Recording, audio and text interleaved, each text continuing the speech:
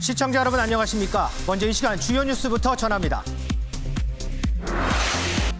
오늘부터 60에서 64세에 대한 아스트라제네카 백신 1차 접종이 시작되며 30세 미만 군 장병도 군 의료기관에서 파이자 백신을 접종합니다. 정부가 한국토지주택공사 LH 직원 20% 이상을 감축하고 땅 투기 의혹의 원인이 된 공공택지 입지조사 권한을 국토교통부로 회수하는 등의 내용을 담은 LH 혁신 방안을 발표했습니다.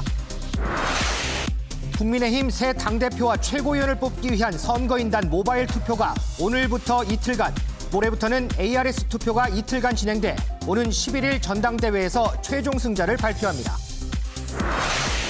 택배사들이 과로사 대책을 이행하지 않았다며 택배노조가 오늘부터 출근 시간을 오전 9시로 배송 출발 시간을 오전 11시로 늦추고 분류 작업을 거부하는 단체 행동에 돌입합니다. 오늘의 프레스룸 큐시트로 먼저 살펴봅니다. 국민의힘 전당대회가 나흘 앞으로 다가온 가운데 당권 주자들 사이 터져나온 비방 문자 논란, 잠시 후 분석합니다. 검사가 바로 대통령이 된 경우는 없다. 그건 윤석열 얘기가 아니다. 별의 순간을 언급했던 김종인 전 비대위원장이 생각하는 윤석열. 이동석 기자의 백브리핑에서 알아봅니다. 취사병은 간부들 뒤처리하는 보직인가? 도저히 못 참겠다며 나온 폭로. 잠시 후 짚어봅니다. 언제나 활기차게 시작하는 프레스룸, 지금 출발합니다.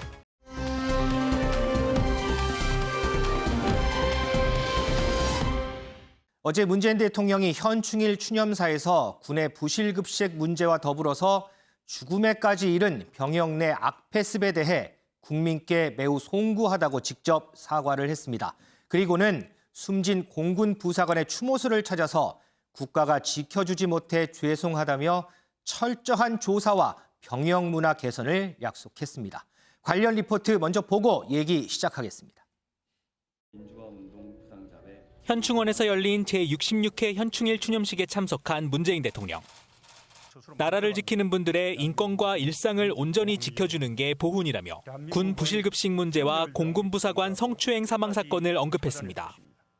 최근 군내 부실급식 사례들과 안타깝고 억울한 죽음을 낳은 병역 문화의 폐습에 대해 국민들께 매우 송구하다는 말씀을 드립니다. 수사기관의 엄정한 처리를 지시한 지 사흘 만에 대통령이 직접 이번 사건에 대한 사과의 뜻을 전한 겁니다. 추념식을 마친 문 대통령은 곧바로 숨진 부사관의 시신이 안치된 국군 수도병원 추모소를 찾았습니다. 국가가 지켜주지 못해 죄송하다며 얼마나 애통하시냐는 위로에 유가족들은 딸의 한을 풀고 명예를 회복시켜달라고 답했습니다. 문 대통령은 철저한 조사를 약속하고 이번 일을 계기로 병역 문화가 달라지도록 하라고 서욱 국방부 장관에게 지시했습니다. MBN 뉴스 조창원입니다. 딸의 한을 풀어달라고 대통령 앞에서 절규했던 유가족. 자, 윤정 기자. 네. 어제 대통령이 찾은 이 추모소, 이 참모 중 한 명 탁현민 비서관 함께 동행했다고 하던데 이 네. 상황 SNS를 통해서 자세하게 올렸더라고요. 네, 맞습니다. 탁현민 비서관은 어제 SNS를 통해서 이 어제 갔던 소식을 전하면서 숨진 피해 중사의 어머니와 아버지가 이 대통령의 손을 붙잡고 울기만 했다라는 소식을 전했고요. 네. 그러면서 돌아오는 길에 이 대통령은 한참이나 차 앞에 서 계셨고 자신은 대통령의 어깨와 무너진 걸음걸이가 아팠다라는 내용도 전했습니다. 이 청와대 관계자에 따르면 문 대통령이 어제 추모소 방문을 직접 결정했다고 하는데요. 이 군이 환골탈태해야 한다라는 이 뜻을 강조한 행보로 풀이됩니다. 대통령이 오면 하고 싶은 말을 하고 싶다던 유가족. 대통령이 오니까 울기만 했다. 이런 글을 탁현민 비서관이 올렸습니다. 자, 그런데 김은미 기자. 네. 이 유족들이 이전에 이 국회 국방위 소속 일부 의원들한테 이런 좀 도움을 요청했는데 이게 묵살됐다 뭐 이런 얘기가 좀 있어요. 네, 맞습니다. 바로 이틀 전 이 국회 국방위 소속 국민의힘 의원 2명이 이 유족 측에서 좀 도와달라라고 도움을 요청했지만 이걸 묵살했다라는 이런 보도가 있었습니다. 네. 이 피해자인 공군 여중사 사건이 언론에 공개되기 이전에 먼저 의원실을 통해서 제보를 했었는데 도움을 받지 못했다라는 이런 내용이었었는데요. 여기에 대해서 묵살했다는 의혹을 받는 2명이 모두 묵살한 게 아니라면서 해명에 나섰습니다. 먼저 하태경 의원의 말 직접 한번 들어보시죠. 제보를 묵살했다는 거는 정말 근거 없는 악의적 비방이고요. 신고를 받고 우리가 담당자를 지정해서 전화로 연락도 하고 우리 당에서 가장 빨리 입장 성명도 냈습니다. 이런 전 과정을 볼 때 이게 어떻게 묵살이 될 수 있는지 도저히 이해가 안 됩니다. 꽤 좀 시일이 지난 다음에 진행이 돼서 유족 측에서 그걸 몰랐었던 건가요, 그러면? 유족도 알고 있어요, 연락한 거. 이제 유족이 서운해한 거는 뭐냐면 자료 좀 보내달라고 그러니까 힘 있는 국회의원이 쉽게 구할 수 있는 자료를 왜 바쁘고 힘든 유족한테 어제 만나서 설명을 그래서 다 풀렸어요. 연락도 안 했다고 막 가짜뉴스 막 남발하고. 네, 지금 들어보시면 이 제보 전화를 받고 내부 절차대로 해당 내용을 의원실 사람들끼리 공유를 하고 이 담당자도 지정을 해서 사실 확인을 하고 있었던 상태였다라고 좀 억울함을 호소했는데요. 이 하 의원 말고 또 다른 신원식 의원도 네. 이 도움 요청을 거절한 건 아니다라고 얘기를 했습니다. 이 최초에 전화 받은 직원이 깜빡해서 위로 올라오지 않은 거다라고 얘기를 했는데요. 이 경위를 확인한 즉시 이 유가족한테 전화로 사과를 했고 유가족도 상황을 이해했다라고 얘기했는데, 그러니까 신원식 의원의 얘기는 묵살한 게 아니고 이 위로 보고를 하는 내용을 누락했다라는 점입니다. 그러면 지금 두 의원은 사건 관련해서 지금 뭐 여러 가지 알아보고 있는 상황인 건가요? 네, 맞습니다. 자, 그리고요, 이동석 기자. 이 유족 측이 이 사건 초기에 변호를 맡았던 이 국선 변호사 고소하기로 했다 그러는데 무슨 이유 때문에 그런 거예요? 네, 피해 부사관 유족 측 국선 변호사에 대한 노골적인 불만을 굉장히 많이 드러내고 있습니다. 3달 동안 면담이 단 한 차례도 없었다는 건데요. 어허. 예, 그러면서 국선 변호사를 직무유기로 고소하겠다는 방침입니다. 전화 문자로만 상담했을 뿐 별다른 조치를 하지 않았다는 건데요. 유족 측은 신고 이후 회유 등 2차 가해까지 당한 피해자를 사실상 방치했다. 그러면서 오늘 오후 고소장을 제출하겠다고 밝혔습니다. 공군의 입장을 들어보면 더욱더 황당할 수밖에 없는데요. 황당하다고요? 예, 국선 변호사가 선임된 이후 결혼, 그리고 신혼여행, 자가격리 등 개인 사정으로 면담을 원활히 진행하지 못했다며 공군은 입장을 밝힌 상태입니다. 아이고, 개인 사정 때문에 면담을 못했다라는 게 공군의 입장인 거예요? 그렇습니다. 이번 사태요, 이 책임을 지고 공군 참모총장이 사의를 표명했죠. 그리고 문재인 대통령은 이를 즉각 수용했습니다. 관련된 영상 보고 오겠습니다. 문재인 대통령은 이성용 공군 참모총장의 사의를 즉각 수용하였습니다. 사표 수리와 관련한 절차는 최대한 신속하게 진행할 예정입니다.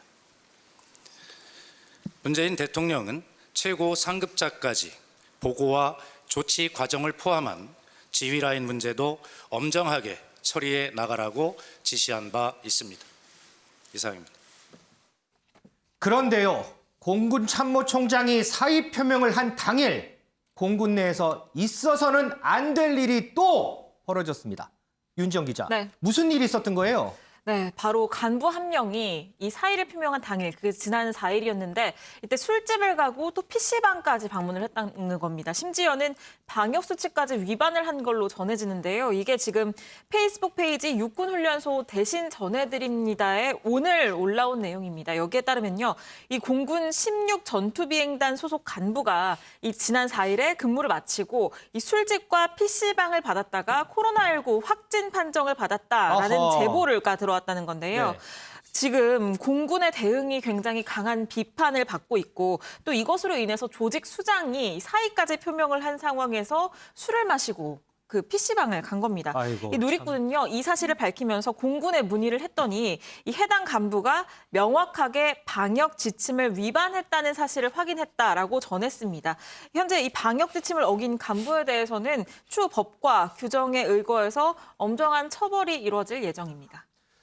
김은미 기자. 네. 참 이번 사건 참 심각합니다. 문재인 대통령 관련해서 입장이 또 나왔다면서요? 네, 맞습니다. 조금 전에 전해진 소식인데요. 이 문재인 대통령 이 병역 문화를 개선하는 게 상당히 시급하다라고 얘기를 하면서 이거를 이 개선할 타개할 기구를 마련하라라고 지시를 했다라고 합니다.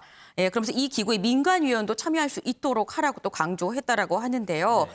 이렇게 지시한 이후 이 국민적인 이 공군이 분노하는 사건은 그냥 넘어갈 수가 없다는 판단에서 이런 지시를 내렸다라고 합니다. 윤영걸 대표님, 예. 이번 사건 관련해서 유족 측에서는 이 공군이 부적절한 술자리를 감추기 위해서 지금 조직적으로 은폐하는 거다 이렇게 주장을 내놓잖아요. 네. 이런 상황에서 이 방역수칙 위반이 또 불거졌습니다. 지금 문재 대통령도 관련해서 또 지시를 했는데 이렇게 병역 문화 개선 위에서 지시하고 해도 개개인적으로 이런 생각 없으면 이거 아무 필요 없는 거 아닌가요? 그렇죠. 뭐 외부의 적보다 더 무서운 게 내부에서 기강이 무너져서 군이 무너지는 거거든요. 네. 지금은 내부에서 무너지는 단계가 있는 거 아닌가 이렇게 생각이 돼요. 공군 여성 부사관이 그럼 극단적인 선택을 했는데 그 과정에서 신고하고 다 피해 구제 요청을 계속 했잖아요. 근데 전혀 도움을 못 받았어요. 네. 오히려 그래서 극단적인 선택을 강요당하고 오히려 공군 우위가 다 한 무리가 돼가지고 이 부사관을 압박한 거죠. 그러니까 뭐 성고충 담당관 신고했는데 전혀 반응이 없었잖아요. 맞아요. 4월에 극단적인 선택을 암시했는데도 반응이 아예 없었어요. 그리고 군에서 그 국선 변호사 아예 만나주지도 않았잖아요. 그러니까 저런 기강문란 뭐 이렇게 심각한데 군은 계속 우리 사회는 민주화되고 이 자율성이 높아지고 이런 관계인데 군은 우리 사회랑 지금 철벽이 쳐진 거예요. 그래서 군은 폐쇄된 사회로 꾸려가는데 지금 군에도 젊은이들이 많이 가고 또 휴대폰 보급이 있어서 사소한 것도 다 외부에 노출이 되거든요. 그렇죠. 그래서 군이 지금 다시 태어나야 되는데 뭐 문 대통령이 저런 기구 만들어라. 뭐 기구 만들어서 해결이 된다면 100개라도 만들어야죠. 근데 군의 상층부에서부터 생각이 바뀌지 않으면 해결되지 않습니다. 군인 특수하잖아요. 네. 대통령이 국군 통수권자고 말단 어제 입대한 사람부터 60만 명이 서열을 매길 수 있는 게 군 사회잖아요. 그렇죠. 그러니까 일선 지휘관들이 생각이 바뀌어야죠. 저런 그 나오면 방역 수칙 저런 거에 대한 교육도 하고 저런 게 만약에 그 위반한 사람은 바로 처벌한다든지 이런 게 군 지휘관들이 생각이 바뀌어야 되는데 쉬쉬하고 자기 진급에 영향 줄까 봐 다들 저러는 거. 그래서 지휘관에 대한 재교육이나 정신 재충전 이게 저는 굉장히 시급하다고 보고요. 또 하나 더 중요한 거는 군에도 신문고를 도입해야 돼요. 하트라인, 네. 남북 관계만 하트라인에 있는 게 아니라 신문고에 있어서 누구든지 억울한 사람이면 옛날 조선시대처럼 북을 쳐가지고 네. 그걸 우리 사람한테 전달이 되게끔 지금 이 그 부사관이나 부사관 유족들이나 국회의원한테도 야당 의원한테도 안 했다는 거 아니에요. 전달 안 했다는 거 아니에요. 지금 하태경 의원하고 신원식 의원 급하니까 뭐 하려고 그랬는데 오해가 있었다고 그러는데 사실 그냥 넘어간 거죠. 저런 거에 대한 저 억울한 사람을 들어주기 위한 그런 시스템 마련 저는 그게 굉장히 시급하다고 봅니다. 이 모든 사건 사고는 안일함에서 온다는 얘기가 있습니다. 개개인이 모두 내일이다 이렇게 자각하지 않으면 병역 문화 개선, 재발 방지 모두 공허한 외침이 될 수밖에 없습니다. 지금까지 숱하게 겪지 않았습니까? 또 이걸 겪어야 합니까?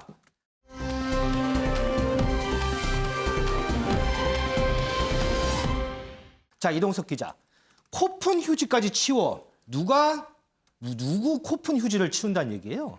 네, 바로 군대 얘기를 계속해서 이어가야 할 것 같은데요. 네. 이번에는 육군 육사단과 관련된 이야기입니다. 사진을 보시면 식판만 남겨놓은 채 식사를 하는 사람들은 모습은 찾아볼 수조차 없는데요. 저 사진인가 보죠? 맞습니다. 제보자는 이 사진을 SNS상에 공개를 했습니다.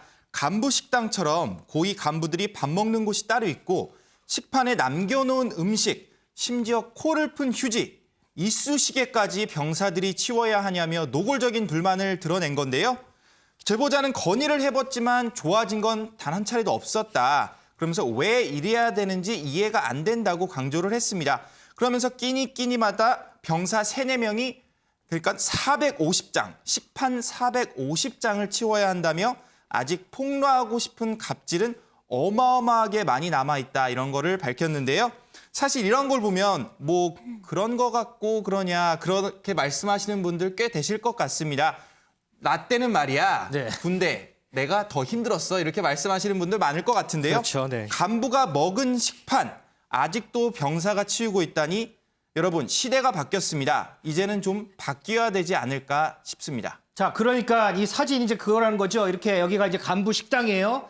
간부들이 이렇게 식사를 하고 어지럽게 널브러져 있는 거, 지저분하게 먹었던 거 이거 모두 병사들이 알아서 치웠다 이런 얘기잖아요. 맞습니다. 그러면 이 폭로 해당 부대에서는 이거 진짜 맞아요. 인정해요? 인정은 하지만 해명하기에 급급한 상황이라고 말씀드릴 수 인정은 있습니다. 해요. 그렇습니다. 육사단 관계자는요. 장교 8, 9명이 식탁을 사용하면서 정리를 하지 않고 간 것을 확인했다. 본인 식판은 스스로 닦는 것으로 개선이 됐다고 밝혔는데요.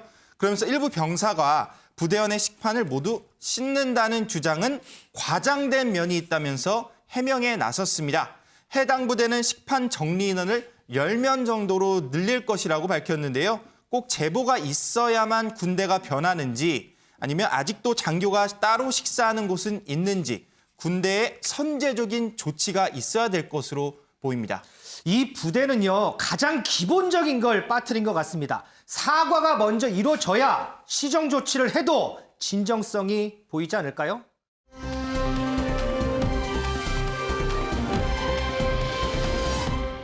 본드 거래 후에 윤정 기자, 딱 사진 보니까 이 007에 나온 본드걸 얘기 같은데요? 네, 맞습니다. 007 시리즈 본드걸, 당대 최고 미녀 배우들만 역할을 맡아오는 걸로 굉장히 잘 알려져 있죠. 그렇죠. 그 가운데 1974년 007 황금총을 가진 사나이에서 본드걸 역할을 맡았던 배우 이 브릿 에클랜드가 최근 화제입니다. 지금 저 영상에 나오는 저 여배우 얘기하는 거죠? 네, 맞습니다. 이 화제가 되는 이유, 최근 진행한 인터뷰 때문인데요. 네. 현재는 지금 78살이거든요. 네네. 그런데 성형 시술을 너무 많이 받아서 얼굴이 너무 심하게 변형이 된 상태입니다. 아이고. 예전의 모습은 전혀 찾아볼 수가 없죠. 네네. 이 에클랜드 한 언론과 인터뷰를 통해서 성형에 대한 후회를 밝혔습니다. 나의 예전 얼굴을 찾기 위해서 수천 번의 성형 시술 주사를 맞았다면서요. 그게 내 생애 가장 큰 실수다. 절대로 얼굴에 손대지 마라. 이렇게 조언을 한 겁니다. 이 시술을 너무 많이 받아서 얼굴이 다 예전 모습을 찾을 수 없게 된 뒤에야 그때가 아름다웠다라는 걸 깨닫게 된 건데요. 네네. 이 에클랜드는 뒤늦게 이 시술을 받은 물질들을 녹여서 없애려고 했지만 여전히 일부는 남아있는 상태라고 합니다. 아, 그러니까 지금 화면에 이제 조그맣게 나온 사진이 한창 젊었을 때의 이제 모습인데 그동안에 성형 수술을 너무 많이 해서 예전 네. 모습과는 전혀 다른 이런 모습으로 좀 바뀌었는데 그거를 후회한다는 거군요. 그렇죠. 그런데 이런 비슷한 사례의 배우들도 같이 언급을 했다 그러대요. 네, 맞습니다. 정말 이름까지 거론하면서 저격에 나섰는데요. 실명까지요? 먼저, 네, 실명까지 거론했습니다. 먼저 배우 니콜 키드먼입니다. 가장 오른쪽에 보시는 모습인데 네. 여기에 대해서는 영화 속에 나오는 모습이 어색해 보인다라면서 이 최근에 좀 시술 받은 듯한 모습을 지적을 한 거고요. 아, 네. 이 가운데 보이는 인물이 굉장히 유명한 디자이너죠. 베르사체인데 베르사체에 대해서는 아마도 나처럼 후회하고 있을 거다라고 얘기를 했습니다. 또 가수 마돈나도 언급이 됐는데요. 이 거듭된 시술로 영화 토이스토리에 보면 감자 캐릭터가 있거든요. 네. 얼굴이 좀 둥글둥글하게 생긴 캐릭터인데 그 감자 캐릭터를 닮았다라는 평가를 내놓기도 했습니다. 이렇게 악평만 내놓은 건 아니고 호평을 한 배우도 있습니다. 바로 올해 75세가 된 헬렌 미렌이라는 배우입니다. 네. 지금 보시는 저 오른쪽에 있는 모습인데요. 네네. 이 얼굴에 세월이 고스란히 드러나 있지만 여전히 굉장히 아름다운 모습이죠. 네. 이 에클랜드는 헬렌 미렌에 대해서는 5년에서 7년 전이나 현재의 모습이 똑같이 멋있다라고 밝혔습니다. 글쎄요, 이 나이가 세월이 흘러서 얼굴에 주름은 있지만 그래도 상당히 좀 자연스럽게 보이는 그런 얼굴 같습니다. 윤 대표님, 예. 007 시리즈 참 많이 보셨죠? 그렇죠. 그때 본 본드걸하고 지금 본드걸하고 어떠세요? 아, 저 사진 보고 저는 아주 충격받았습니다. 아, 74년도에 그 007 황금총을 가진 사나이 굉장히 유명했던 거거든요. 네. 그때는 몇 년에 한 번씩 나오면은 그 영화관에 줄 서서 봤어요. 그렇죠. 지금으로 말하면은 탐 크루즈의 뭐 미션 임파서블 네. 뭐 그거보다도 훨씬 인기가 있었고 70년대 무슨 60년대 70년대 별다른 영화가 없었잖아요. 그래서 굉장히 인기가 있었는데 저런 모습으로 바뀌었다. 아, 성형 중독이 저렇게 심각한 거구나. 보톡스하고 필러를 수천 번 시술하고 저렇게 됐다잖아요. 네. 그래서 우리가 좀 우리 사회가 성형을 권유하는 꼭 성형을 강권하는 사회가 된 거 아닌가. 너무 외모 지상주의에 빠지다 맞아요. 보니까 불필요하게 괜찮은 얼굴인데도 자꾸 고쳐요. 고치다 보면 또 짝이 안 맞으니까 또 고치고 하다 보니까 얼굴이 좀 이상하게 되는 연예인 TV에 나오시는 분들도 좀 이상하게 변한 분들이 많더라고요. 그리고 또 날씬한데도 또 다이어트 해야 된다고 하시는 분들 그렇죠. 많잖아요. 그런 분들 보면은 이 웃어도 얼굴 표정이 좀 잘 안 나오고 또 제가 아는 분 딸은 그 성형 수술이 잘못돼가지고 밤에 잘 때 눈이 안 감긴답니다. 그럴 정도로 이 후유증이 크거든요. 저도 뭐 조금 하긴 했습니다. 점만 뺐고 했는데 이 정도 조금 정도 하는 거는 괜찮지만 너무 좀 심하게 하다 보니까 스스로 거기서 벗어나지 못하고 평생 저 우울함 속에 사는 거 아니냐 이런 생각이 좀 듭니다. 이 진정한 미는 외모가 아니라 내면이다. 이런 말이 좀 다시금 떠오르는 것 같습니다.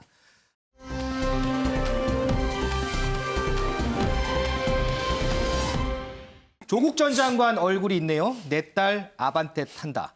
김은미 기자. 네. 조 전 장관이 딸이 아반떼 탄다는 얘기를 왜 했을까요?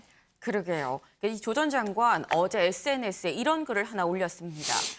내 지인이 한 커뮤니티에서 내 딸이 2억짜리 외제차를 타고 출퇴근을 한다는 이런 소문이 돈다라고 하면서 연락을 했는데 내 딸은 2013년산 이 국산차 아반떼를 탄다라고 얘기를 하면서 네. 야비하고 저열한 사람들이 참 많다라고 이런 글을 올렸습니다. 근데 여기에 대해서 이 김근식 국민의힘 송파병 당협위원장이 이런 글을 또 올립니다.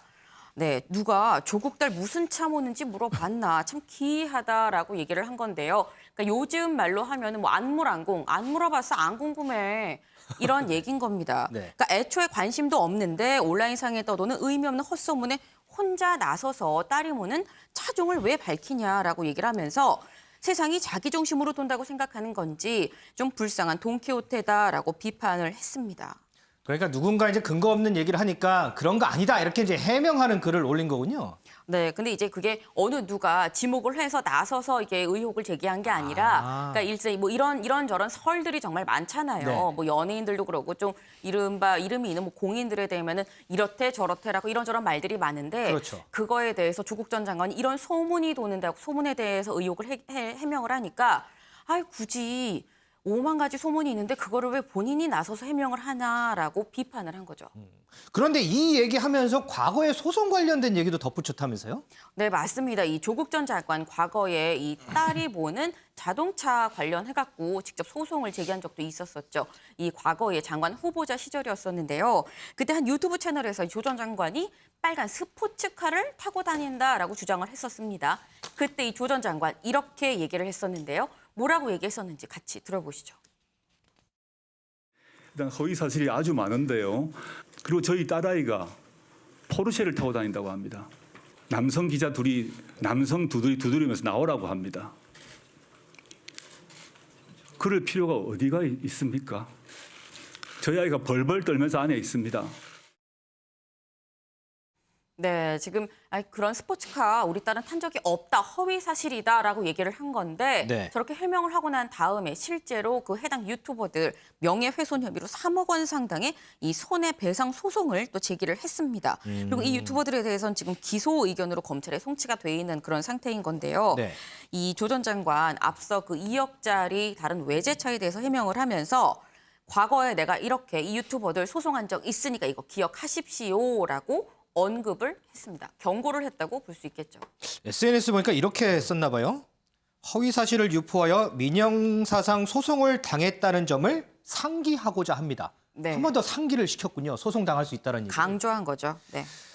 윤 대표님, 네. 조 전 장관 이제 책 출간 이제 됐잖아요. 네. 그 이후로 상당히 SNS도 또 다시 활발해진 것 같고 네. 특히나 가족 관련된 문제, 이 의혹 관련해선 상당히 많이 이렇게 뭐 어떻게 보면 방탄 조명하는 것 같아요. 뭐 본인이 잘못된 보도는 얼마든지 바로 잡으려는 노력을 하는 건 당연한 거죠. 네. 그건 뭐 사적 구제니까 특히 뭐 유튜브나 일부 언론을 통해서 뭐 외제차를 탔다든지 뭐 포르쉐를 탔다든지 이게 본인은 아반떼 탔다는 거 아니에요? 네. 그걸 저는 뭐 조국 전 장관을 비난할 수는 없을 것 같아요. 잘못된 거니까. 저렇게 한 거는 이제 그 조국의 시간 책을 낸 이유도 그 윤석열 검찰총장의 정치권 대비에 따라서 본인도 뭐 친문의 결집을 강화하는 것도 있지만 본인의 분위기 앞으로 정치적인 흐름에 따라서 정치적인 재기도 모색할 가능성이 있는 거 아니에요? 네. 그러니까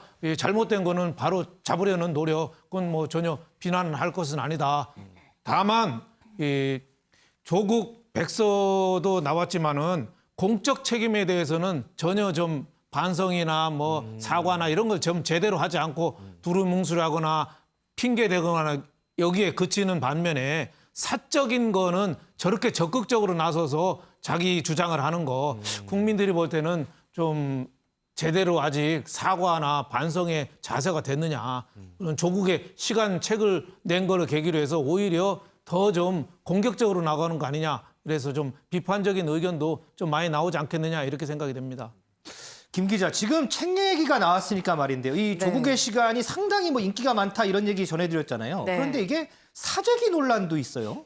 네, 맞습니다. 이 조국의 시간 지금 나온 지 오늘로써 딱 일주일째입니다. 그런데 이 일주일 만에 벌써 25쇄를 찍고 있다라고 해요. 25세요? 네, 그러니까 지난 5일을 기준으로 오늘이 7일이죠. 그러니까 네. 이틀 전을 기준으로 봤을 때도 이미 15만 부를 지금 넘어섰다라고 하는데요. 근데 이런 인기에 대해서 이제 한 언론사 칼럼에서 논설위원이 조국의 시간 책 나눔 이벤트가 지금 진행 중이다. 근데 이 이벤트가 뭐냐면 이 조 전 장관 지지자들한테 원하는 만큼 책을 좀 주문하라고 하고 이 책을 이 한 물류 창고로 보내라고 독려를 하는 그런 이벤트다라고 얘기를 합니다. 네. 그러니까 다시 말해서 이 조 전 장관 지지자들을 통해서 책을 사재기를 하고 있는 거 아니냐라는 이런 의혹을 제기를 한 건데요. 네. 근데 여기에 대해서 이 출판사 측은 명백한 이 명예훼손이라고 강하게 반발하고 있습니다. 이 언급된 이벤트에 회사는 전혀 관여한 적이 없고 우리는 온오프라인 이 서점에만 책을 공급하지 개인한텐 공급하지도 팔지도 않는다라는 겁니다. 그러니까 이제 출판사 측에서는 사재기 의혹에 대해서 확실하게 이제 선을 긋는 모습이군요. 네.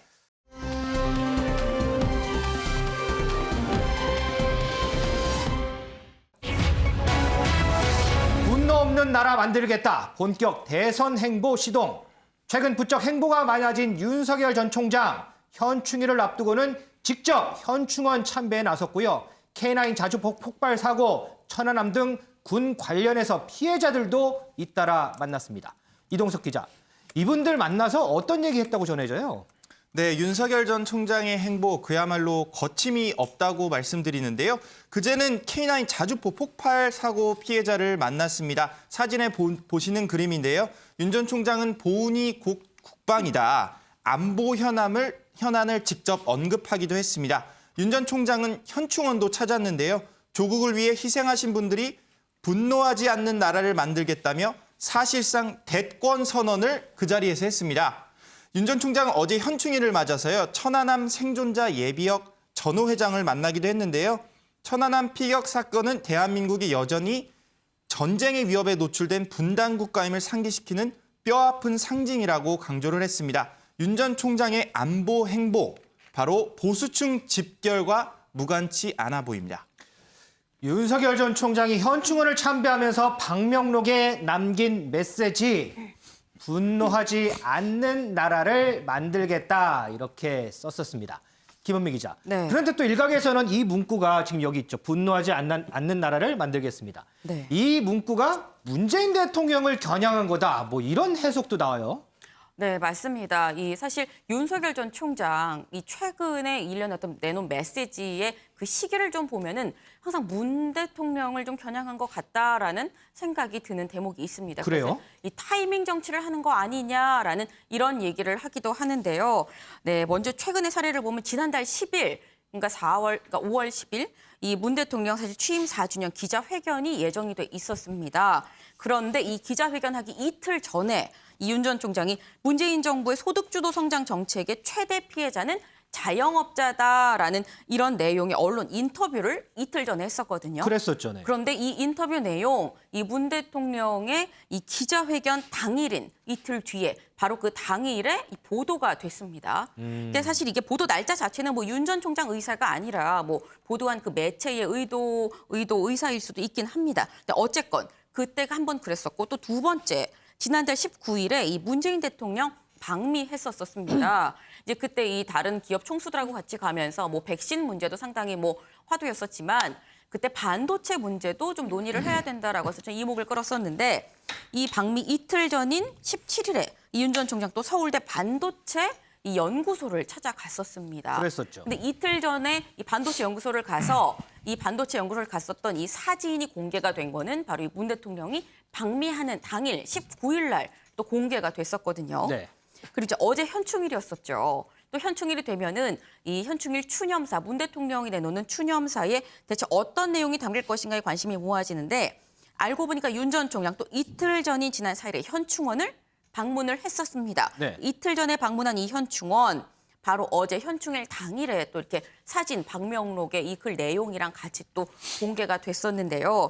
물론 이게 오비 일학일 수도 있긴 합니다. 마침 또 이렇게 운때가 맞아 떨어져서 그렇게 될 수도 있긴 한 건데, 하지만 딱 어떻게 문 대통령 일정 이틀 전에 갔다가 일정 당일에 이게 대중한테 공개가 되는 이런 일련의 사례를 보고 이거 타이밍 정치를 하고 있는 거 아니냐라는 얘기가 나옵니다. 그러니까 이 일련의 이런 과정들을 보면 마치 문재인 대통령이 뭘 하는데 앞서서 윤 전 총장이 먼저 한 것처럼 이렇게 보인다 이런 얘기군요. 그러니까 어떤 해당 이슈가 있으면 그걸 문 대통령이 먼저 선점하기 전에 윤 전 총장이 먼저 선점하려고 반발 더 앞서가고 있다라는 얘기인 거죠. 윤 대표님, 그런데 이제 이 시기를 보면 대부분 다 보면 과거에도 그랬고요. 같은 이제 대권 주자가 이제 정확하게 정해지지 않았기 때문에 그 혹시 잠룡이라고 하죠. 이분들끼리 막 이렇게 뭐 여러 가지 이슈라든지 선점하려고 막 이렇게 좀 해요. 그런 경우가 좀 대부분이었잖아요. 그런데 지금 윤 전 총장 보면 가령 대권 주자 경쟁자가 아니고 현 정부 문재인 대통령과 마치 각을 세우는 듯한 이런 모습을 보이거든요. 네. 여기에는 무슨 의도가 있는 걸까요? 그러니까 본인이 지금 문재인 대통령에 의해서 검찰총장에 임명이 됐잖아요. 네. 현 정권에서 어떻게 보면 승승장구하던 검찰총장이 됐어요. 네. 근데 나오게 된 배경이 지금 정권하고 또 반대의 길을 걸었잖아요. 어떻게 보면은 뭐 우연인지 필연인지 지금 현 정권하고 관련된 수사를 강행하다가 상당한 마찰이 좀 빚어진 거 아니겠어요? 그렇죠, 네. 그러다 보니까 아직 정치 선언은 안 했지만은 지금 정부, 정권의 잘못된 거나 이런 부분을 지적하는 것부터 이제 정치 선언을 하는 거 아니냐. 물론 뭐 정치 선언을 지금 그 공개적으로 한 건 아니지만은 정치를 해야 되는 이유를 지금 정권이 잘못한 거를 바로잡겠다. 이런 방향을 잡은 거 아니냐. 네. 이런 생각이 들어요. 그래서 엊그저께 현충원에 가서도 그 방명록 쓴 게 조국을 위해 희생하신 분들이 분노하지 않는 나라를 만들겠습니다. 이 얘기는 지난 몇 달 전에 천안함 용사 회장이 무슨 글을 썼냐면 SNS에다가 여러분 국가를 위해서 희생하지 마십시오. 조국에 의해서 버림받습니다.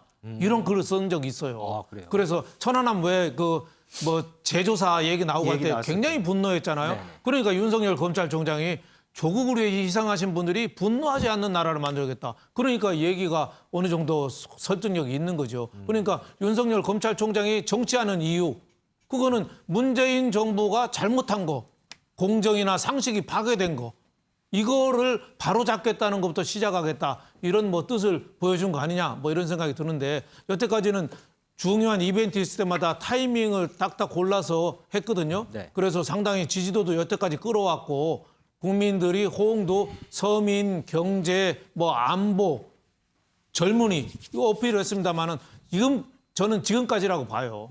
이제 후임 검찰총장이 임명됐고 국민의힘 전당대회가 이번 주 정도 매듭이 되면은 이제 다음 주부터 앞으로도 계속 그렇게 한다. 그러면은 국민한테 좀 식상하다는 느낌을 줄 가능성이 있어서 이제 타이밍 정치는 이제는 여기까지다. 저는 이런 말씀을 드리고 싶습니다. 네.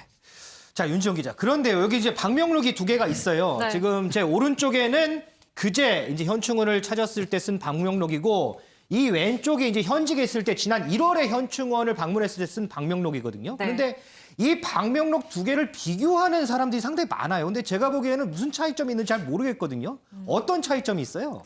네, 저 방명록 2개를 비교를 해보면 왜 이번 방명록 내용이 사실상의 대권 선언이다라는 평가를 받는지 여실히 드러납니다. 먼저 지난 1월 방명록 내용을 좀 볼게요. 이 검찰총장 재직 당시에 쓴 건데 조국에 헌신하는 선열의 뜻을 받들어 바른 검찰을 만들겠습니다라고 적혀 있습니다. 검찰총장이 할 수 있는 말이군요. 네, 그리고 지난 5일에 쓴 방명록에서는요. 이 조국을 위해 희생하신 분들이 분노하지 않는 나라를 만들겠습니다라고 되어 있습니다. 핵심적인 차이 결국에는 이 바른 검찰 이 분노하지 않는 나라로 변경이 된 겁니다. 불과 5달 만에 이렇게 확연히 달라진 내용이 나온 건데요. 네. 그렇기 때문에 윤 전 총장 측의 인사도 나라를 만들겠다라고 썼기 때문에 사실상 대권 도전을 시사한 것이라면서 이 앞으로 공개 행보 가능성이 있다라는 점을 언급을 하기도 했고요. 이 실제로 윤 전 총장 측은 이번 주나 다음 주 정도에 이 공보 담당자를 발표를 하고 공개 활동도 시작을 할 것이라는 얘기가 나옵니다. 그러니까 이제 검찰총장 재직 당시에는 뭐 물론 이제 바른 검찰을 만들어야 되겠지만 그 부분을 강조했다면 지금은 분노하지 않는 나라를 만들겠다. 그렇기 때문에 사실상 대권 도전을 선언한 거다. 이런 분석이 나온다는 얘기군요. 네, 그렇죠. 자, 이 바른 검찰에서 분노하지 않는 나라로 달라진 윤 전 총장을 향해서 야권의 대권 경쟁자죠.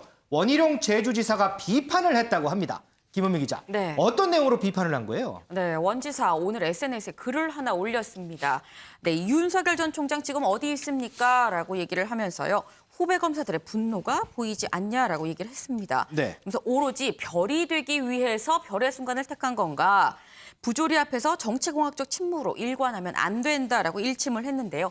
이게 대체 무슨 얘기인가? 그러니까 원희룡 지사, 지금 윤석열 전 총장이 떠난 다음에 검찰이 위기다.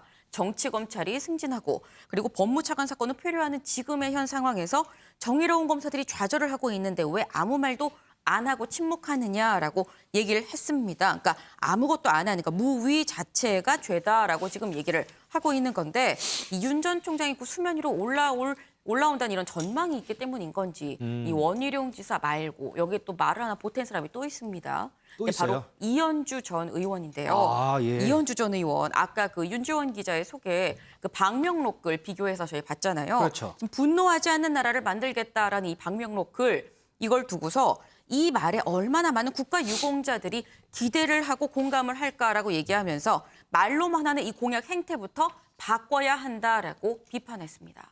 자, 야권 내의 원희룡 제주지사 그리고 이현주 전 의원 말고 윤 전 총장 비판에 나선 또 한 사람이 있습니다. 바로 국민의힘 당권에 도전하는 이준석 후보인데요.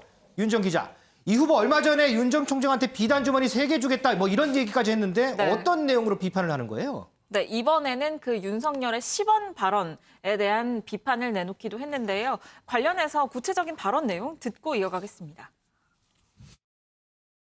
윤 전 총장이요. 장모가 누구에게 10원 한 장 피해 준 적 없다. 이 발언을 두고 여러 논란이 일고 있는데. 윤석열 총장이 어떤 공직 후보자로 입후보하고 아니면 준비하는 과정에서 본인이 밝힌 입장이라기보다는 네. 전언에 가까운 것이거든요. 네. 사실 전언이라고 하면은 10원은 한 장 발행한 적 없다. 이거는 수식어에 가까운 것이기 때문에 전해지는 과정 중에서 다소 과장이 있었을 수도 있고 여러 사정이 있기 때문에 저는 저런 부분에 과민하게 반응할 필요는 없다 이렇게 생각하고요. 네. 실제로 윤석열 전 총장이 만약에 본인의 검사의 전문적인 식견으로서 사안을 들여다보고 저런 판단을 했다 그러면은 네. 나중에 그 결과까지 책임을 져야 할 것입니다.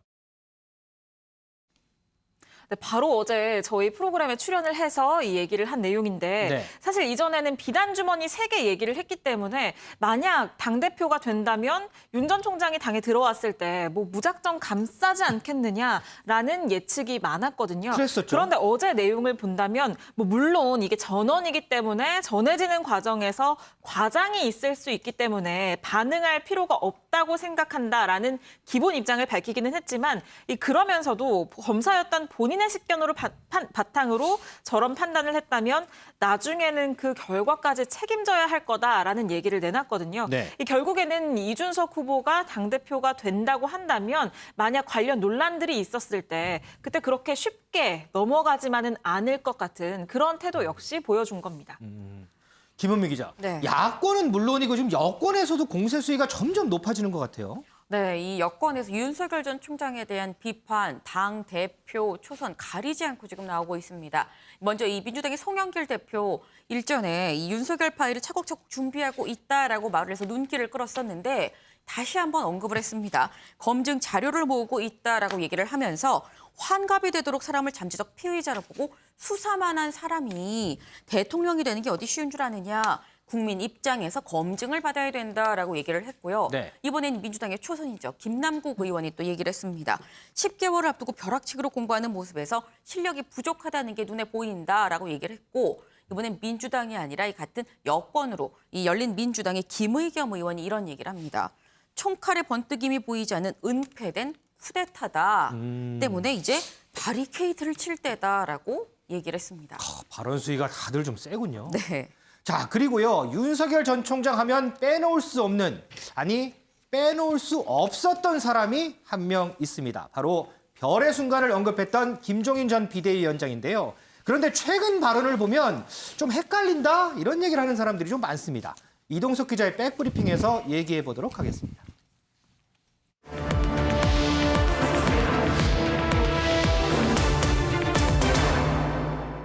이 기자, 김종인 전 비대위원장이 윤석열 전 총장을 평가한 거 가장 유명한 말, 아까 제가 얘기했던 별의 순간, 이 얘기 맞죠? 네, 맞습니다. 지난 3월이었죠. 김종인 당시 국민의힘 비상대책위원장은요. 윤석열 전 검찰총장 띄우기에 나섰습니다. 별의 순간을 포착했다. 쉽게 말씀드리면 유력 대권주자 반열에 올랐다. 이렇게 말씀드릴 수 있을 것 같은데요. 당시 김종인 전 위원장이 어떤 발언을 했는지 함께 들어보시겠습니다. 별의 순간을 포착한 것 같다고 내가 얘기를 했어요. 포착을 했으니까 이제 준비를 하면은 진짜 별을 따는 거지. 어떻게 쳐시느냐에 달려있겠지, 지금서부터. 이제 저런 사람이 하나 나타나면은 내가 아주 속된 말로 파리가 많이 모이게 돼 있어요. 그 파리를 어떻게 잘 자기가 골라서 치울 걸 치우고 받을 거 바르고 그거를 어떻게 앞으로 능숙하게 잘하냐에 따라서 성공 여부가 달려있다고 봐요. 네, 당시 김종인 전 위원장의 발언에 국민의힘은 굉장히 술렁이기 시작했거든요. 그랬었죠, 네, 지난 3월을 기점으로 해서 윤 전 총장을 영입하기 위한 본격적인 구애 작전에 나섰다. 이런 말까지 나왔습니다. 그런데 이제 극찬을 했단 말이에요. 그런데 최근 들으니까 앞서 제가 얘기했듯이 기류가 좀 바뀐 건가? 헷갈리네. 뭐 이렇게 얘기하는 사람이 많아요. 이게 무슨 발언 때문에 그런 거예요? 네, 지난 4일이었습니다. 김종인 전 위원장은 안상수 전 의원과 회동에 나섰는데요. 네. 지금 보시는 이 화면입니다. 이 자리에서 김종인 전 위원장 이런 말을 했다고 하는데요. 김 전 위원장의 발언 함께 들어보시겠습니다. 대선 관련해서 윤석열 전 검찰총장님도 얘기하신 게 있으신지. 표현을 이렇게 하셨어요. 그러니까 동서고금을 통해서 검사가 바로 대통령이 된 일은 없다. 이런 식으로 얘기를 하신 것 같아요. 그러니까 검사가 바로 대통령을 하는 거에 대해서는 좀 부정적으로 생각하시는 걸로 그렇게 저는 들었습니다. 검사가 바로 대통령이 되는 일은 없다. 김태령 국께서는 어떻게 생각하시나요? 바로 윤석열 총장 생각나는데요. 그렇습니다. 바로 윤석열 전 총장을 정면 겨냥한 발언으로 보이는데요. 별의 순간을 포착했다가 급 띄우다가 갑자기 돌변한 김 전 위원장의 행보에 어떤 의미가 있을지 시청자 여러분들도 많이 궁금하실 겁니다. 국민의힘 내부에서는요. 김 전 위원장이 당내 인사에 주력하려는 행보로 풀이가 되고 있는데요. 바로 오세훈 서울시장이 당내에서 성공한 것처럼 대권도 당내 인사로 한번 키워보자는 그런 뜻으로 풀이되고 있습니다. 그런데 오늘 보니까 이거 윤석열 전 총장한테 얘기한 거 아니다. 뭐 이런 보도도 나오던데요. 네, 맞습니다. 김 전 위원장, 안상수 전 의원의 발언에 이렇게 말을 했습니다. 윤 전 총장을 겨냥해서 얘기한 게 아니라 일반적으로 보면 그렇다. 이러면서 해명에 나섰는데요. 그러면서 안전위원회 사적 대화를 공개한 거에 대한 강한 불쾌감도 드러냈습니다. 사실 김 전 위원장 지난 1일 저희 프레스룸과의 통화에서요. 윤 전 총장에 대해 관심이 없다. 윤 전 총장에 관심이 하나도 없다. 이런 말을 했는데요. 김종인 위원장의 발언도 함께 들어보시겠습니다. 그럼 윤석열 전 총장이 지금 뭐 국민의힘에 뭐 들어오는 걸로 마음을 정했다라는 보도. 나는 그거는 뭐 난 관심이 없어요. 뭐 본인이 알아서 할 일이지 뭐. 그것도 다 지나간 얘기니까 나 더 이상 관심이 없어. 전혀 관심이 없다니까 내가. 내가 뭐 때문에 그 사람들을 만나야 할 일이가 뭐 있어. 네, 이쯤 되면 김종인 위원장의 유행어까지 진짜로 탄생할 것 같습니다. 관심이 없어요. 항상 관심이 없다고 말씀하시는데요. 김 전 위원장은 오늘 한 언론과의 인터뷰에서 이제는 시간이 너무 많이 갔다. 사실상 윤 전 총장에 대한 기대감을 저버린 듯한 발언을 해서 현재 화제가 되기도 하고 있습니다. 이 때문에 국민의힘 내부에서는요. 김종인이 찍을 다음 대선 주자는 누구일까? 이런 목소리까지 들려오고 있는데요. 비대위원장 자리에서는 물러났지만 계속되는 김 전 위원장의 정치 훈수, 또 어떤 발언이 나올지 관심이 모아지고 있습니다. 자, 그러면 앞으로 이제 김종인 전 비대위원장이 관심이 있는 사람, 콕 찌는 사람은 과연 누굴까? 이 부분도 좀 궁금해지네요. 맞습니다. 이 기자 수고했습니다. 자, 얘기 이어가겠습니다. 윤 전 총장, 국민의힘 입당 초읽기에 들어갔다. 이런 평가가 지배적인데 여기에 또 반론도 나오는 것 같습니다.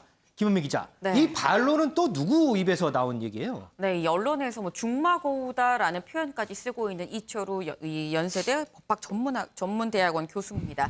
사실 이 윤석열 전 총장 지금 대선 공부를 하고 있으면서 이 각 분야 전문가들을 계속 만나고 있죠. 그 가장 처음 만났던 전문가가 정순국 교수였었습니다. 이 노동 분야 관련해갖고 좀 공부를 하려고 이 정 교수를 만났었는데 이때 중간에 다리를 놔준 사람이 바로 지금 보시는 저 이철우 연대 교수입니다. 네. 이 어린 시절부터 가족끼리도 좀 잘 아는 그런 친구 사이라고 하는데 이 이철우 교수가 말하기를 이 국민의힘에 입당한다는 얘기 자체가 가장 큰 억측이다라고 얘기를 했습니다. 그래서 본인한테 정말 입당하는 거야? 라고 물어봤더니 이 윤 전 총장이 모든 가능성이 열려 있다. 어떤 결정도 한 적이 없다라는 말이 돌아왔다라고 얘기를 했는데요. 이 윤 전 총장 사실 최근에 이 자신의 말이 자꾸 외부에 와전되는 거에 대해서 상당히 난감하다라는 이런 표현을 쓴 적이 있습니다.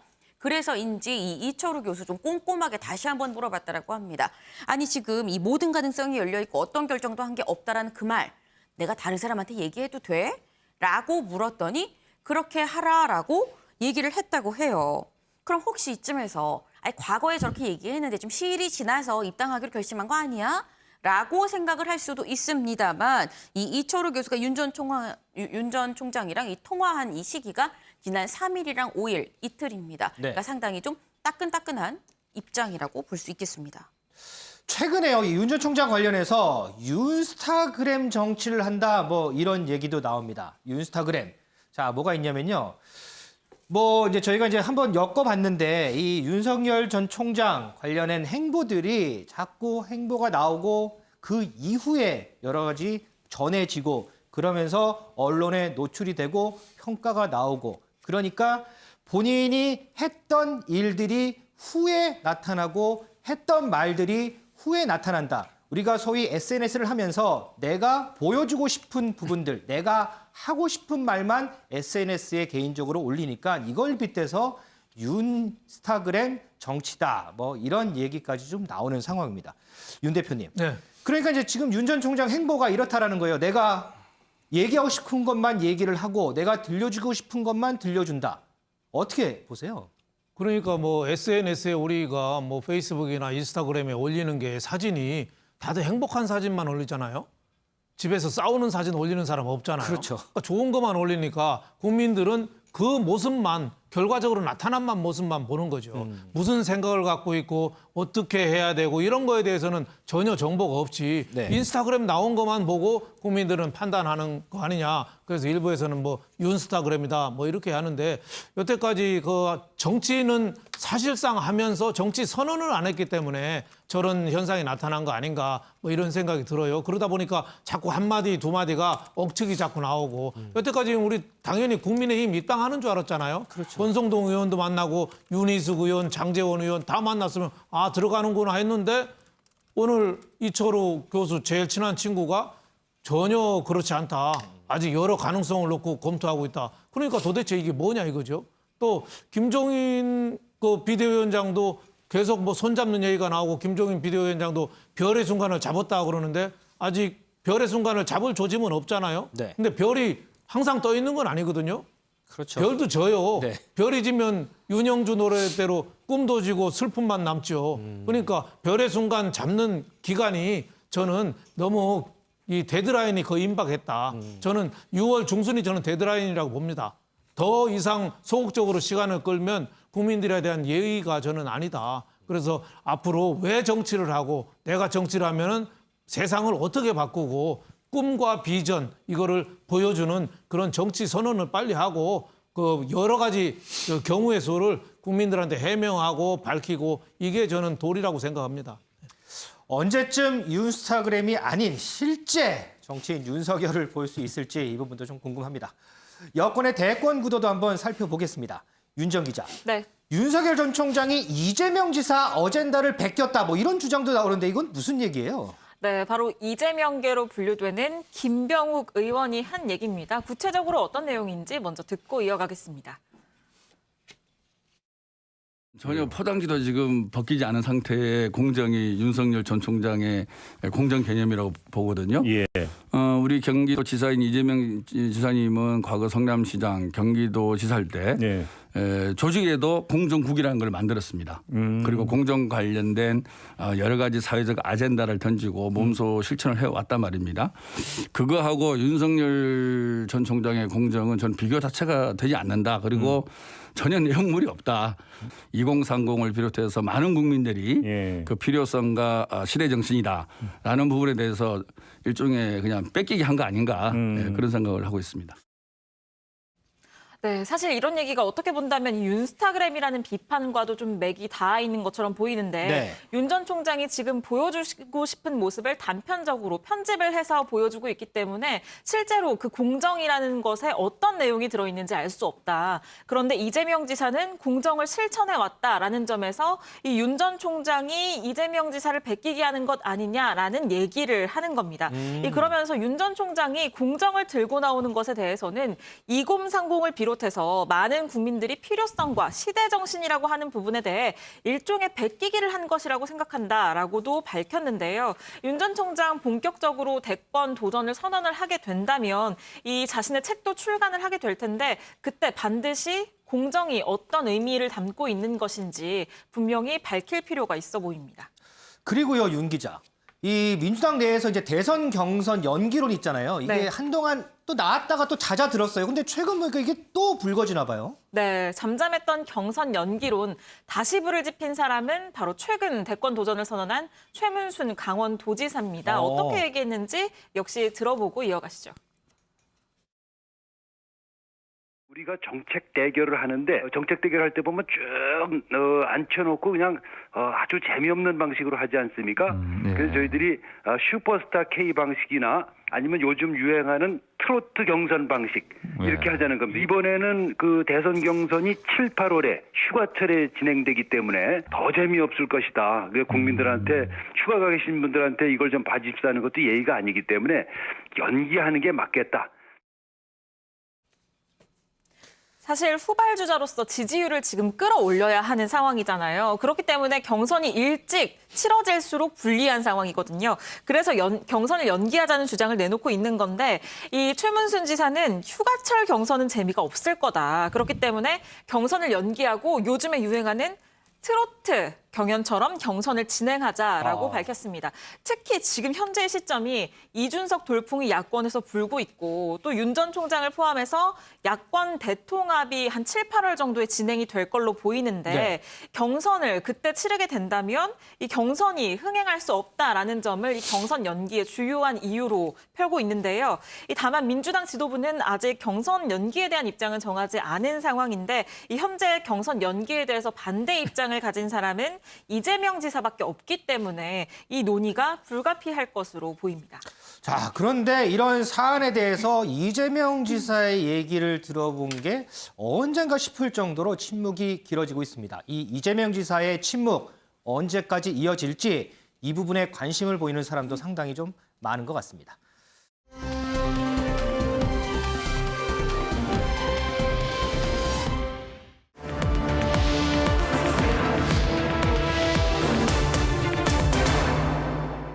이 기자, 김종인 전 비대위원장이 윤석열 전 총장을 평가한 거 가장 유명한 말, 아까 제가 얘기했던 별의 순간, 이 얘기 맞죠? 네, 맞습니다. 지난 3월이었죠. 김종인 당시 국민의힘 비상대책위원장은요. 윤석열 전 검찰총장 띄우기에 나섰습니다. 별의 순간을 포착했다. 쉽게 말씀드리면 유력 대권주자 반열에 올랐다. 이렇게 말씀드릴 수 있을 것 같은데요. 당시 김종인 전 위원장이 어떤 발언을 했는지 함께 들어보시겠습니다. 별의 순간을 포착한 것 같다고 내가 얘기를 했어요. 포착을 했으니까 이제 준비를 하면은 진짜 별을 따는 거지. 어떻게 쳐시느냐에 달려 있겠지, 지금서부터. 이제 저런 사람이 하나 나타나면은 내가 아주 속된 말로 파리가 많이 모이게 돼 있어요. 그 파리를 어떻게 잘 자기가 골라서 치울 걸 치우고 바를 거 바르고 그거를 어떻게 앞으로 능숙하게 잘하냐에 따라서 성공 여부가 달려 있다고 봐요.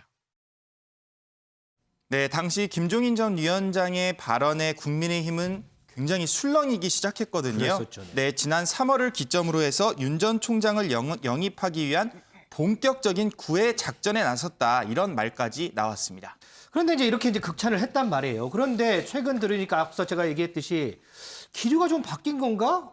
헷갈리네. 뭐 이렇게 얘기하는 사람이 많아요. 이게 무슨 발언 때문에 그런 거예요? 네, 지난 4일이었습니다. 김종인 전 위원장은 안상수 전 의원과 회동에 나섰는데요. 네. 지금 보시는 이 화면입니다. 이 자리에서 김종인 전 위원장 이런 말을 했다고 하는데요. 김 전 위원장의 발언 함께 들어보시겠습니다.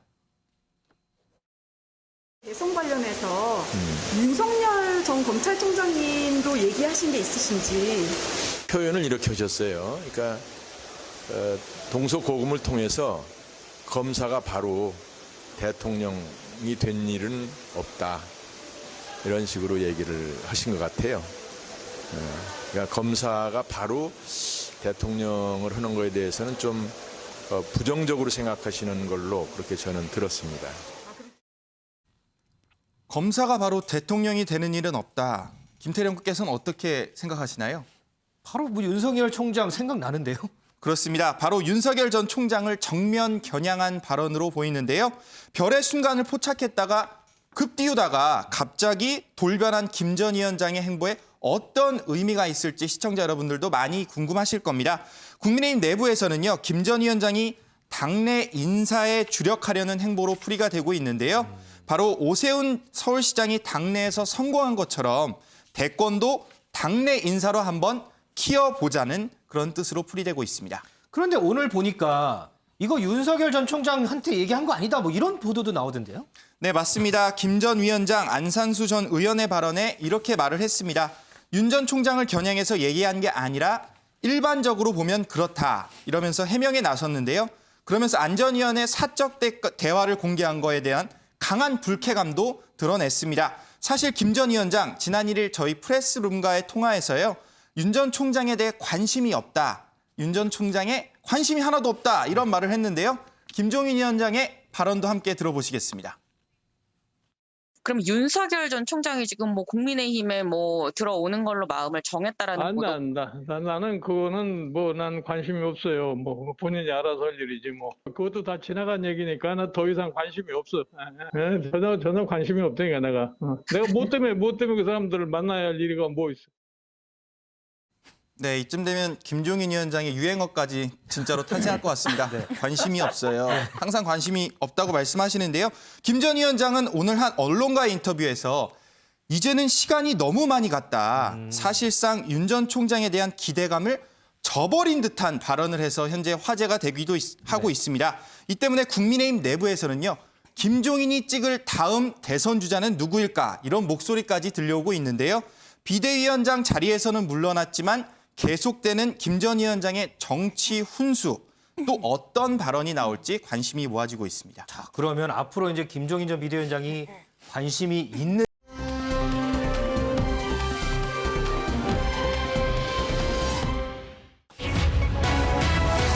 음모론 대 망상, 이준석, 나경원 연일 설전. 국민의힘 전당대회가 나흘 앞으로 다가왔습니다. 당권 주자들 당심, 민심 얻기 위해서 막판 스퍼트가 시작됐는데 이런 상황에서 이른바 비방 문자를 놓고 신경전이 치열합니다. 김은미 기자, 네. 이준석 후보가 이 당원 명부가 유출됐다 이렇게 주장을 하나 봐요. 네, 맞습니다. 이준석 후보가 어제 자신의 SNS에 올린 글을 좀 같이 보면서 얘기를 해보도록 하겠습니다. 지금 보면 당원 명부가 통째로 특정 캠프한테 유출이 돼서 이준석 비방 문자를 보냈는데 사용된 걸로 보인다라고 얘기를 했습니다. 그러면서 같이 사진도 하나 올렸는데요. 이 휴대전화를 캡처한 그런 사진입니다. 여기에 보면은 이 이준석 왜 이준석 위험하다라는 이 타이틀이랑 같이 그 아래 이 URL 주소가 같이 지금 보시는 바로 저겁니다. 같이 이 주소가 같이 붙어 있습니다. 저걸 같이 클릭해서 들어가 들어가게 되면은 그러니까 이른바 이준석 후보를 비방하는 내용의 그런 영상이 만들어져서 거기로 연결이 되게 되는데 그러니까 이 내용이 이준석 후보 이러저러 해서 대표되면 안 된다 뭐 이런 취지입니다. 근데 이런 비방 영상 이게 당원들 휴대전화에 문자로 왔다라고 얘기를 했는데요. 네. 이 후보의 얘기 먼저 들어보고 오시죠. 어쨌든 다른 후보 측에서 명부가 유출되어 가지고 그거를 어떤 그 약간 보수 단체에 있는 개인이 30만 명 넘는 당원들한테 문자를 뿌린 정황이 발견된 겁니다. 그런데 그 안에 노골적인 이준석 비방 내용이 들어 있었고 우리 캠프 다 조사해 봤습니다. 예. 저희 캠프에서는 그런 것이 유출된 적이 없고요. 특정 캠프 운운하면서 의도해서 네거티브를 한 것처럼 이 문제를 이슈화하는 것을 보고 결국은 그것을 저희 캠프하고 연관시키는 것 같이 그런 발언을 했기 때문에 이러한 정치를 하는 것은 좋지 않다. 네, 이 이준석 후보의 얘기에 따르면은 이 당원 명부라는 게 선거 기간 중에 이게 각 후보 캠프에서만 이걸 사용할 수 있는데 네. 지금 이 문자, 이 근원을 찾아가다 보니까 한 개인이 보낸 걸로 사료가 된다.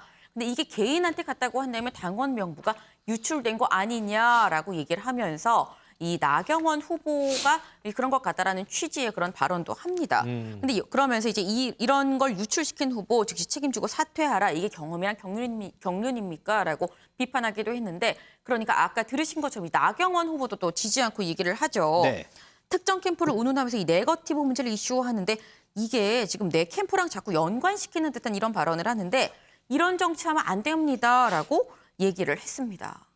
그리고요, 김은미 기자. 네. 이 문제, 비방 문제, 이 문제뿐만 아니고 이 나경원 후보하고 이준석 후보 설전 벌이는 게 다른 부분이 또 있던데요? 네, 맞습니다. 바로 이 윤석열 전 총장의 영입 문제를 놓고도 두 사람의 설전 계속됐는데요. 네. 그 얘기 먼저 같이 들어보고 이어가겠습니다.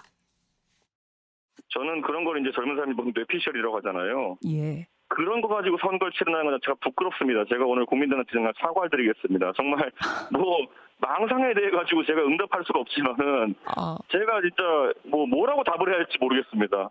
저는 망상 운운하면서 이런 모욕적인 발언을 들은 거는 참 유례가 없다고 생각하는데요. 깜짝 놀랐습니다. 저 나경원의 정치 인생을 어떻게 생각하기에 찌라시 같은 정치, 음모 그런 이야기를 할 것이 아니라 윤석열 전 총장을 배제하는 것 아니냐. 우려들이 있으니 여기에 대해서 답해라. 그럼 시원하게 아니면 아니라고 얘기하는 것이 맞지 않겠습니까? 네, 지금 들어보시면 상당히 좀 두 사람이 주고받는 얘기가 좀 조용조용 얘기하고 지금 굉장히 쌀벌합니다. 네, 지금 보면 뭐 뇌피셜 이런 얘기도 하고 있는데 이 뇌피셜이라는 게 그러니까 객관적인 근거 없이 내 생각을 근거로 하는 뭐 추측, 주장 이런 걸 지금 얘기를 하고 있는 건데 그러면서 이준석 후보가 망상이란 얘기까지 하죠. 망상에 대해 뭐라고 얘기해야 되는지 모르겠다고 하니까 나경원 후보가 이 망상을 운운한 것 자체가 되게 모욕적이다. 내 정치 인생에서 이렇게 모욕적인 말을 들어본 적이 없다고까지 얘기를 합니다.